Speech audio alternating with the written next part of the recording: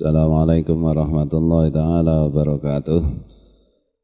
Bihadiniyah al-Fatihah. A'udzubillahi minasyaitonir rajim. Bismillahirrahmanirrahim. Alhamdulillahirabbil alamin arrahmanir rahim maliki yaumiddin.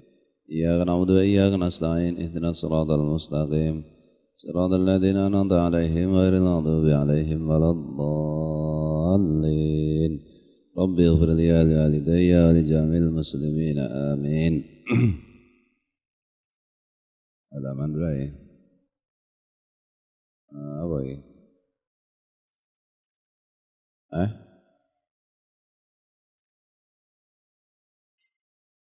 771. Amal kawil mustatingu? Orang apa? A'udzubillahi minasyaitonir rajim. Bismillahirrahmanirrahim. Alhamdulillahirabbil alamin. Allahumma shalli wa sallim wa barik ala sayyidina Muhammad wa ala alihi washabihi wa ikhwanihi minal anbiya'i wal mursalin. Shalawatullahi wa salamu alaihim ajma'in fi kulli waqtin wa hin. Amma ba'du, subhanaka la ilma lana illa ma 'allamtana innaka antal alimul hakim. La haula wa la quwwata illa billahil aliyyil azim al azizil hakim. Wa amal qawiyul mustatingu, adapun orang yang kuat dan mampu melaksanakan haji. Jadi kemarin mengenai kuat dan mampu kan sudah dijelaskan. Faqad dzakarna annahu yata'akkadu alaihi al-mubadaratu bihajjatil Islam. Maka benar-benar aku telah tuturkan, kata Al-Habib Abdullah bin Ali Al-Haddad, bahwa bagi orang yang kuat dan mampu haji itu dikokohkan untuk bersegera melaksanakan haji, hujjatul Islam, melaksanakan haji. Jadi kalau kuat, kalau mampu ya segera. Summa yustahabbu lahu ba'da dzalika alla yatruka at-tatawwu'a bil haji. Kemudian disunatkan untuk orang yang kuat dan mampu haji itu setelah melaksanakan haji yang wajib agar tidak meninggalkan melakukan haji yang sunat. Kemarin juga sudah kita bahas mengenai apa jenenge kapan haji sunat itu dalam keadaan seperti sekarang ya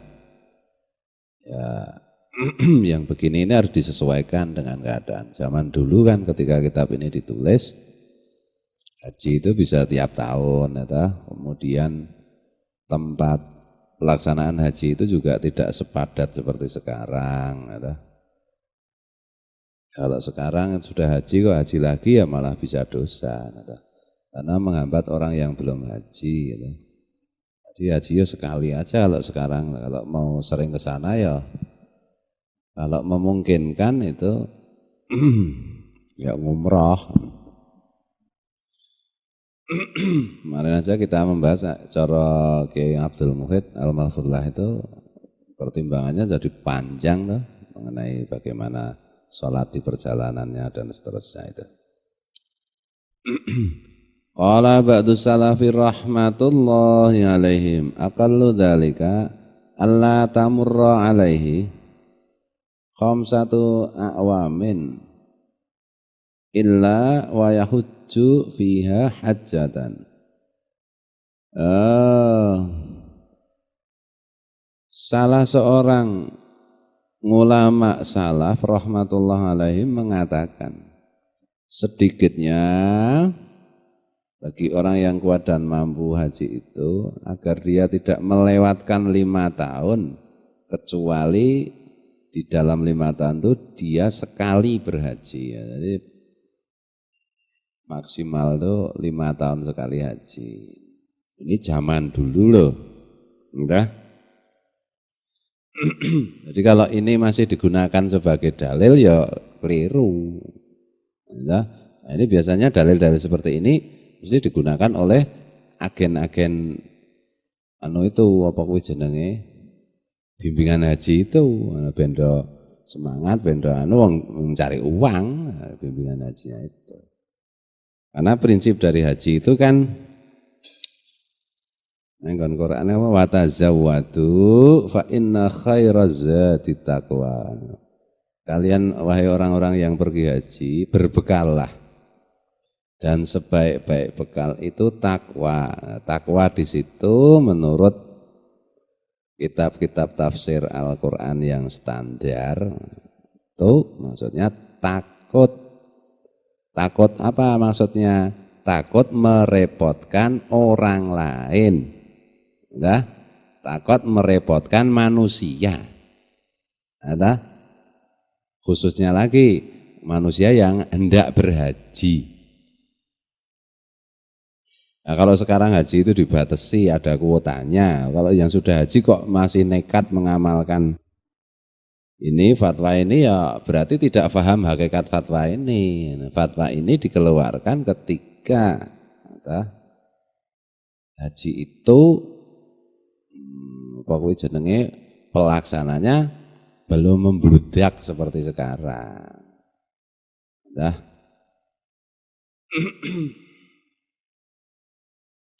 Wa tazawwadu fa inna khairaz zati taqwa. Kadang-kadang diartikan salah ini. Apa kayak jenenge pengajian haji kayak. Sebaik-baik bekal orang haji itu adalah takwa kepada Allah. Salah. Takwa di situ itu takut merepotkan orang lain. Itu loh artinya itu. Nah, nang terjemahan Al-Qur'an tentu saja tidak dijelaskan di situ, tidak dijelaskan ya. Maksudnya itu. Sebaik-baik bekal bagi orang haji adalah takwa, cuma itu aja. Takwa itu di situ takut, maksudnya itu takut membuat repot orang lain. Itu memang salah satu bentuk takwa kepada Allah, itu memang begitu. Tapi nek langsung diartikan takut kepada Allah, takwa kepada Allah, ya tidak runtut itu namanya.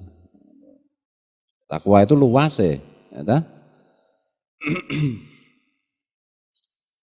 Wa qad balaghana 'anillahi ta'ala annahu qala inna 'abdan sahhahtu lahu jismahu wa wasa'tu 'alaihi fil ma'isyati tamding 'alaihi khamsatu a'wamin wa lam yafid 'alayya la mahrumun. Benar-benar sahih sebuah hadis qudsi dari Allah Ta'ala bahwa Allah Ta'ala pernah berfirman, bahwa Allah Ta'ala berfirman, bukan pernah ya, berfirman ya, Allah itu tidak kenal waktu firmannya itu. Sungguh seseorang hamba, seorang manusia, aku sehatkan badannya, aku luaskan penghidupannya, kemudian lewat padanya 5 tahun, dan dia tidak melaksanakan, tidak mendatangiku untuk haji maksudnya. Maka orang itu la mahrumun, terhalang dari rahmat.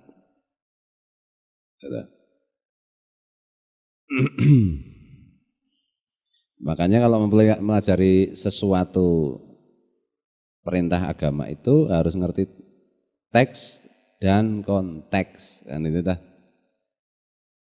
Teksnya bagaimana? Oh ini Allah berfirman kalau seseorang itu diberi kesehatan selama 5 tahun berturut-turut, diluaskan rezekinya, tidak sekalipun haji selama 5 tahun, itu terhalang dari rahmat. Itu ini yang dimaksud Allah itu, wallahu a'lam bimuradi, kurang lebihnya adalah ya untuk menggairahkan haji. Kalau haji sudah terlalu bergairah, padahal perintah Allah itu banyak, atau nekat masih menggunakan dalil, ini namanya menggunakan dalil secara tidak tepat.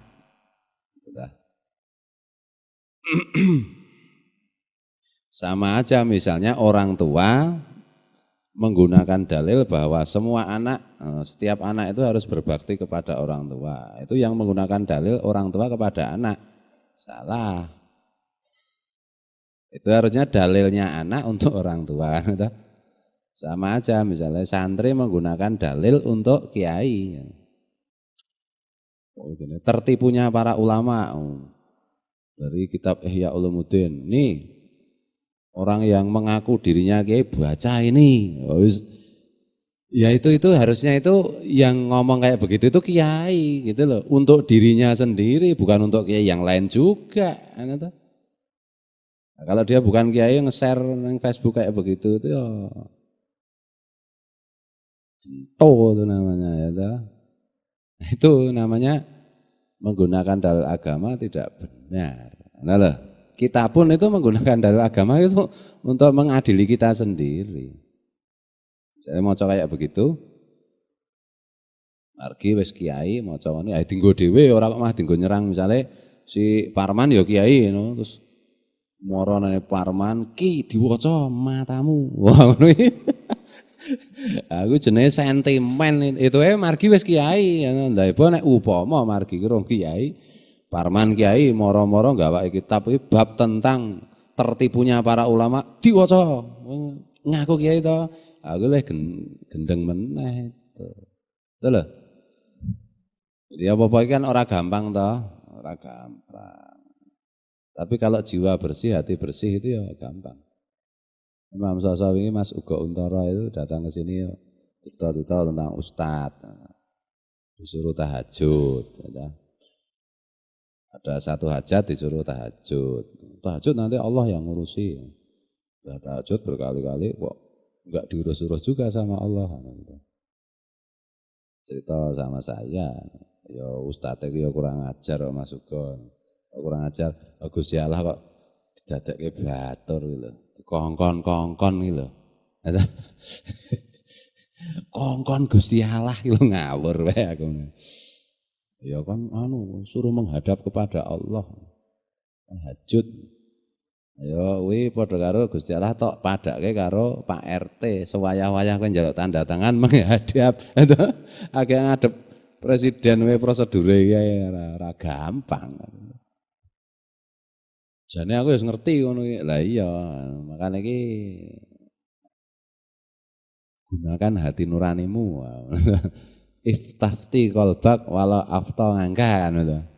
Mintalah fatwa kepada hati nuranimu meskipun banyak orang memberimu fatwa.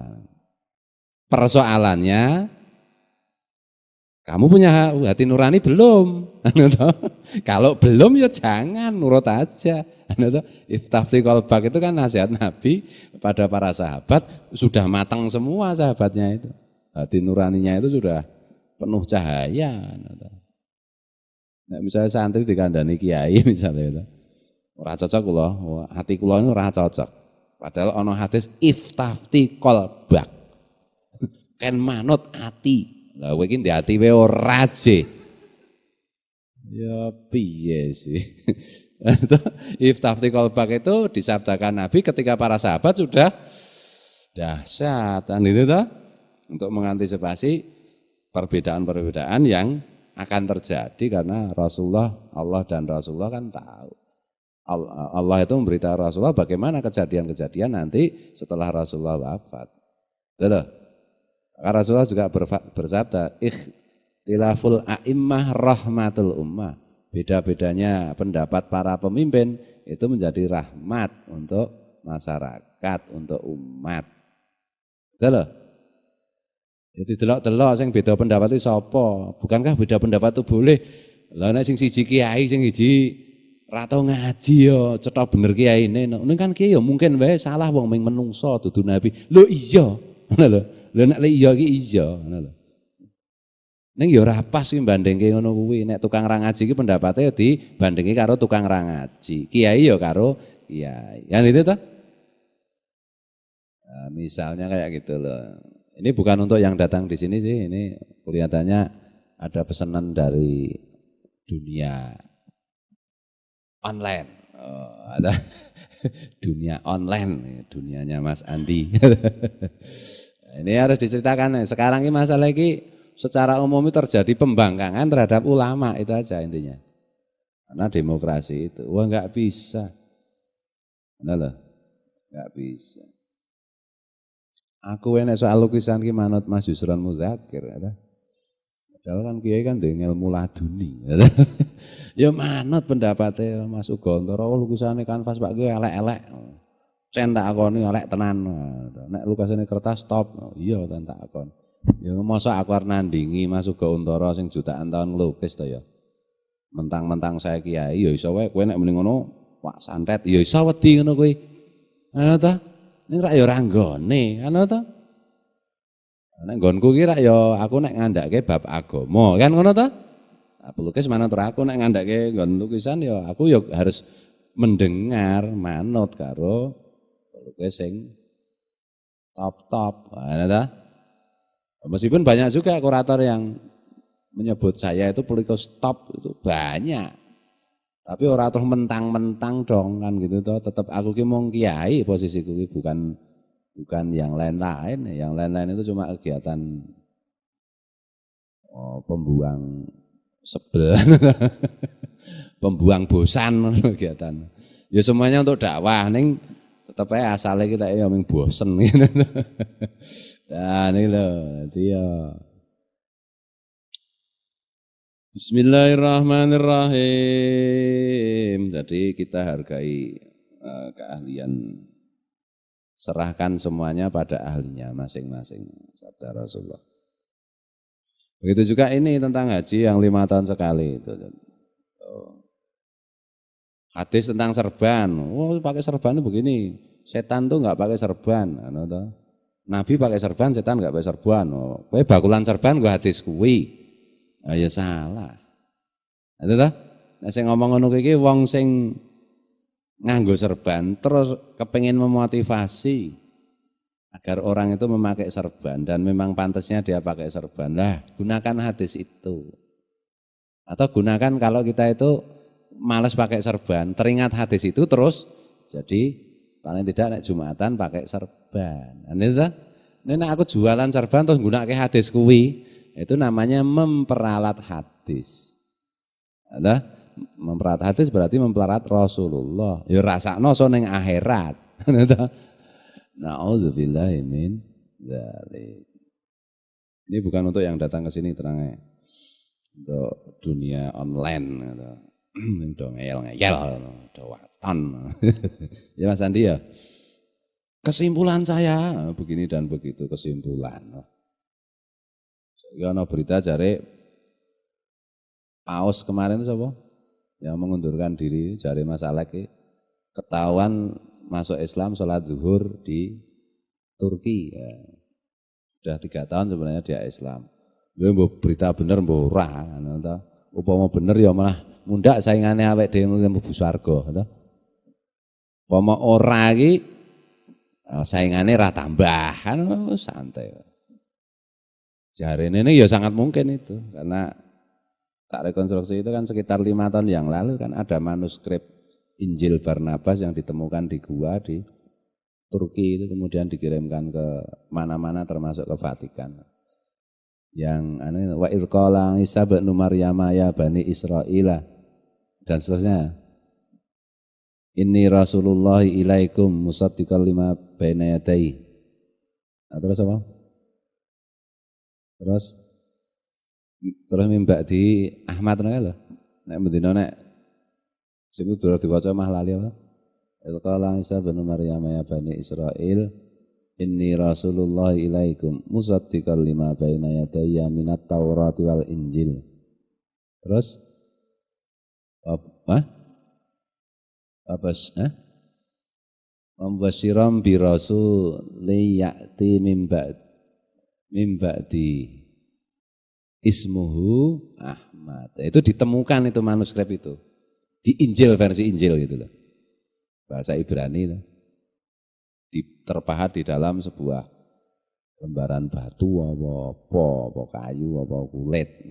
Itu kan yang ada itu kan Injil versi Barnabas gitu.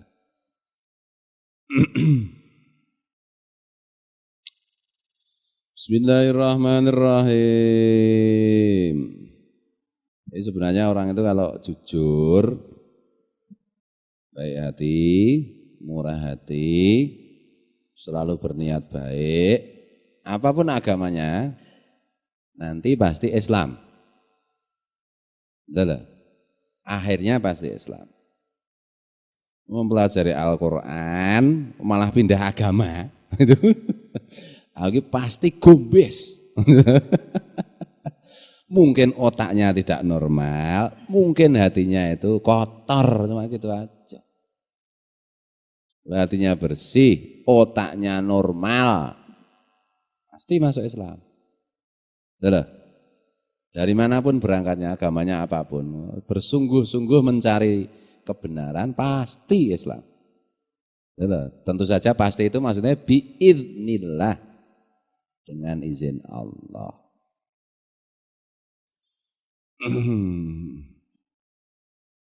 Kok tekan mubeng-mubeng tekanan ini. Mula nek neng dunia internet ki rasa maca warna-warna. Ana Ihya Ulumuddin menerangkan ini, kemudian ana sing nandingi. Ini loh. Anu leng-leng yang mengkritik Ihya Ulumuddin, kedustaan Ihya Ulumuddin, kedustaan Imam Al-Ghazali. Serasa diwaca. Mesti ramu tuh.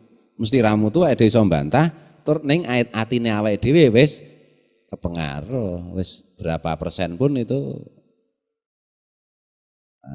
asarnya itu masuk ke kita.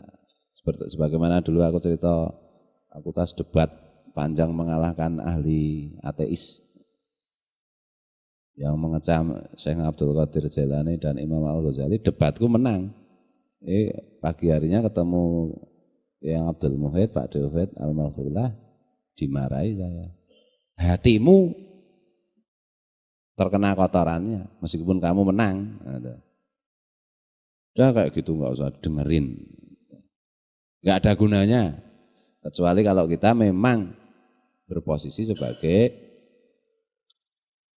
orang yang mengkhususkan diri untuk memperbanding-bandingkan satu pendapat dan pendapat lain, satu agama dan agama lain. Ini dah tugasnya cuma itu, ya nggak apa-apa. Tapi itu yang melakukan sudah banyak. Yang belum banyak pelakunya itu mengamalkan, gitu loh. Ngomong debat antara Islam Kristen, oke, siapa kan? Nenggon CD apa? Dari orang mana itu? Rasengan itu. Oh, CD tahu tak setel lagi. Apa? Orang Batak. Oh, Batak bleh. Ala kuwi lho sing orang mana itu lho, orang Timur Tengah juga kok debat karo ning Amerika barangnya lho. Ambil tahu tak setel. Apa kae? Kae banget ya golek ning YouTube ning ya ngopo? Ngrungokke ngono ki yo entuke ngopo? Saya rayakin apa karo Islam? Saking gobloknya nek rayakin kan ngono wae to. Ngono ki lho. Tapi sekali-sekali bolehlah mendengarkan. Sapa kae? Biar tahu tak setel to? Tak kelingan ki. Sapa kae jenenge? Itu sudah terlalu banyak yang kayak gitu itu. Nah, kita itu tidak untuk kayak begitu. Kita itu untuk mengamalkan saja. Suwen tek waktune. Bagi-bagi tugas sing bagian ngono wis ben ngono. Akeh iki sing bagian kok ngono kuwi senengane Mas e padudan ta kuwi. Ada nafsu iki rada cacak ngono lho. Nek sing nandangi ya kuwi sing ora penting ngono.